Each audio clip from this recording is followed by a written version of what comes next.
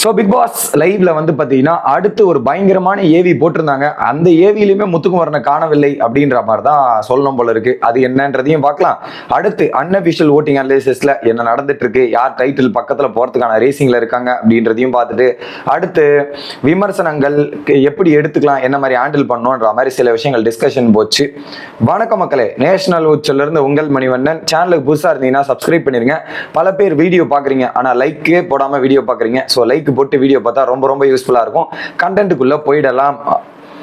So இன்னைக்கு எபிசோட்ல content வந்து மக்கி போயிருக்குது அப்படின்றது தான் சொல்ல தோணுது. எனக்கு தெரிஞ்சு அந்த குறும்படங்கள், குறும்படமும் அந்த நான் அந்த ஃபைனலிஸ்ட்டுக்கு 5 படம் போட போறாங்களா, அதுதான் இன்னைக்கான எபிசோடாவே முழுக்க முழுக்க இருக்க போகுதுன்னு நான் நினைக்கிறேன். ஓகே, ஃபர்ஸ்ட் ஒரு பக்கம் குறும்படம் அந்த ஏவி, இன்னைக்கான ஏவி என்ன அப்படின்றது பார்த்தீங்கன்னா கருத்து வேறுபாடு, சண்டை, அந்த பேசிஸ்ல அந்த ஏவி போட்டிருந்தாங்க.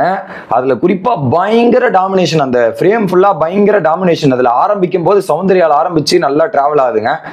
அந்த ஓவரால் அந்த ஒரு 12-13 நிமிஷம் அந்த ஃபிலிமை எடுத்து அந்த ஏவியை எடுத்து பார்க்கும்போது அருண் தான் டாமினேஷன். அருண் தாங்க பல பேரை ஏத்தி விடுறதுக்குன்னு ஒரு ஆள் இருப்பாங்க இல்லையா, நம்ம அடி வாங்கிட்டு அடுத்தவனை ஏத்தி விடுறதுக்கு ஒரு ஆள் தேவையில்ல, அந்த ஒரு ஆளா நான் அருணை பாக்குறேன்.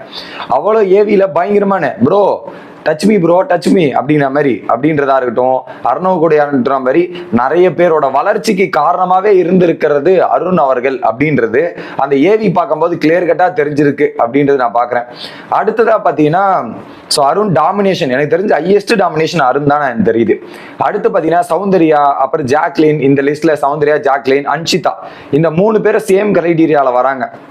அடுத்த லிஸ்ட்ல அதுல குறிப்பா சௌந்தர்யாவோட எக்ஸ்பிரஷன்களும் ஜூம் வச்சிருக்காங்க பாருங்க, பயங்கரமா வச்சிருக்காங்க.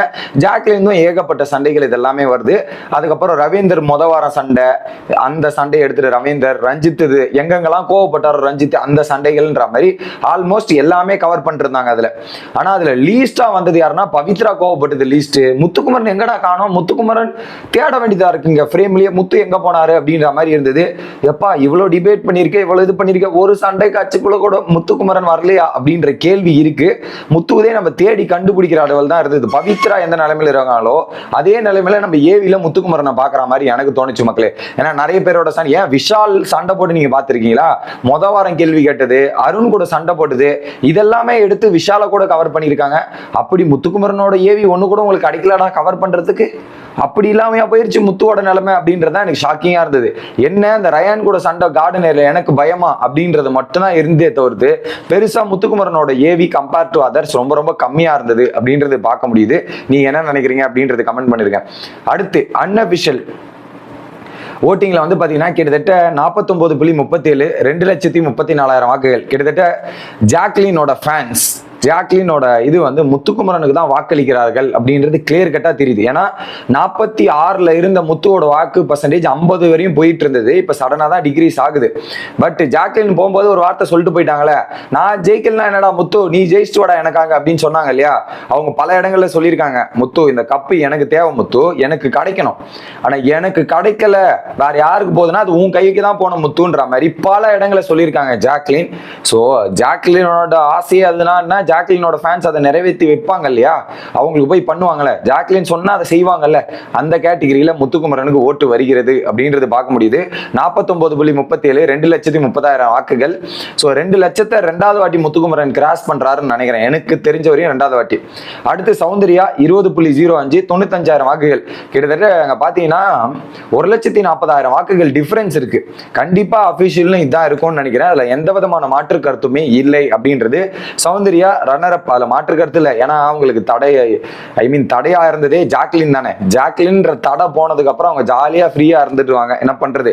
ஏன்னா ஜாக்லின் எலிமினேட் ஆகிற அன்னைக்கெல்லாம் ஜாக்லின் தான் செகண்ட். அடுத்து 3வது இடத்துல விஷால் 13.85 65,000 வாக்குகள். ஸோ விஷாலோட ஓட்டு பர்சன்டேஜ் ஏறி இருக்கு கொஞ்சம், ஆனா அதே ஸ்டேபிளா மெயின்டைன் பண்ணிருக்காரு. விஷாலுக்கும் இவங்களுக்கும் ஒரு 30,000 வாக்குகள் டிஃபரன்ஸ் இருக்கு. கண்டிப்பா விஷால டாப் 3க்கு ஒரு வாய்ப்பு கிடைச்சிச்சு, ரொம்ப சந்தோஷமா இருக்காருங்க. ஜாக்லின்லாம் போலனா டாப் 3லே வாய்ப்பு கிடையாது. நான் டாப் 3ல வர அளவுக்கு விஷாலுக்கு ஒரு பொட்டன்ஷியல் கொடுத்துருக்குன்னா எல்லாம் ஜாக்லினால தான் அப்படின்றது பெருமை எடுத்துக்கணும் விஷால். ஓகே, அடுத்து ரயானு 9.02 42,000 வாக்குகள். இப்ப பாத்தீங்கன்னா ஜாக்லினோட ஃபேன்ஸ் ரயானுக்குமே ஓட்டு போட்டிருக்காங்க. அதனால தான் ரயான் வந்து இந்த இடத்துல இருக்காரு. ஏன்னா 7% ரயானு 2% ஏறி வந்திருக்குன்னா அதுக்கு ஜாக்லின் தரப்புல இருந்து ஓட்டுகள் விழுந்திருக்கு அப்படின்றத நான் பாக்குறேன்.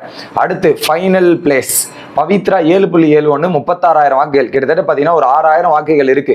என்னதான் பவித்ரா பர்ஃபார்மன்ஸ் இதெல்லாம் பண்ணாலுமே ஜாக்லினோட ஃபேன்ஸ் ஓட்டு போடுறாங்களா அப்படின்னு கேட்டீங்கன்னா அந்த அளவுக்கு ஐ மீன் அவங்களுக்கு இதுவா இருந்தாலுமே கொஞ்சம் வருத்தங்கள் இருந்திருக்கும். ஸோ எனிவே ஜாக்லினோட ஃபேன்ஸ் ஓட்டுகள் ஒரு பக்கம் முத்துக்குமரன் ராயன் கொஞ்சம் சௌந்தர்யாக்கும் போயிருக்குமோ அப்படின்னு டவுட் இருக்கு. பட் முத்துக்குமரனுக்கும் ராயனுக்கும் ஹெவியா போகுது அப்படின்றது இது மூலமா நமக்கு தெரியுது. ஓகே, எனக்கு தெரிஞ்சு Muthukumaran title winner, Soundarya runner, Vishal 3, Pavithra ராயன்ல வேணா மாற்றங்கள் நடக்கலாம் நினைக்கிறேன். இந்த டாப் 3 கன்ஃபார்ம் முத்து சௌந்தர்யா விஷால் அவங்க நினைச்சது நடந்துருச்சு. ஓகே, அடுத்து கிரிட்டிசிசம் எப்படி ஹேண்டில் பண்ணலாம் எப்படி அணுகலாம் அப்படின்னு பேசிட்டு இருக்கும்போது ஒரு பக்கம் மஞ்சுரி கிரிட்டிசிசத்தை எடுத்துக்கவே மாட்டாங்க. அவன் என்ன சொல்றான்னு சொல்லிட்டு போ அப்படின்னு கண்டுக்காம இருந்துருவாங்க. எதுக்கு நான் பேசிட்டு இருக்கணும், அதுலயும் குறிப்பா என் பையனை வச்சுலாம் பேசுறவங்களும் என்ன மதிப்பு கொடுக்கணும்ன்ற மாதிரி அடிச்சிட்டாங்க. அது கடைசியில சௌந்தர்யா வெளியே போய் பார்த்தா தான் தெரியும் நம்ம ஆட்கள் தான் பண்ணியிருக்காங்கன்ற மாதிரி ஃபீல் பண்ணுவாங்க. அது ஒண்ணு. அடுத்து முத்து சொல்றாரு, இங்க பாருங்க கிரிட்டிசிசம் நான் ஒரு இடத்துல பேசுறேன்னா அந்த விஷயம் எனக்கு தெரிஞ்சா மட்டுமே நான் பேசுவேன், இல்லைன்னா பேச மாட்டேன். 99% தெரிஞ்சுட்டு 1% தெரியலனாலும் நான் பேச மாட்டேன் அப்படின்றதையும் சொல்றாரு. கிரிட்டிசிசம் கன்ஸ்ட்ரக்டிவா இருந்தா எடுத்துங்க, கெட்ட வார்த்தையில பேசுறது இந்த மாதிரி பேசுறதுலாம் எடுத்துக்காதீங்க, இதெல்லாம் பண்ணாதீங்கன்ற மாதிரி பேசி அட்வைசஸ் ஜென்ரலா டிஸ்கஷன் நடந்துட்டு இருந்தது. இதுதான் தற்போதைய லைவ் நிலவரம். அடுத்து என்ன ஏவி போறாங்கன்னு வந்து சந்திக்கிறேன். Bye guys.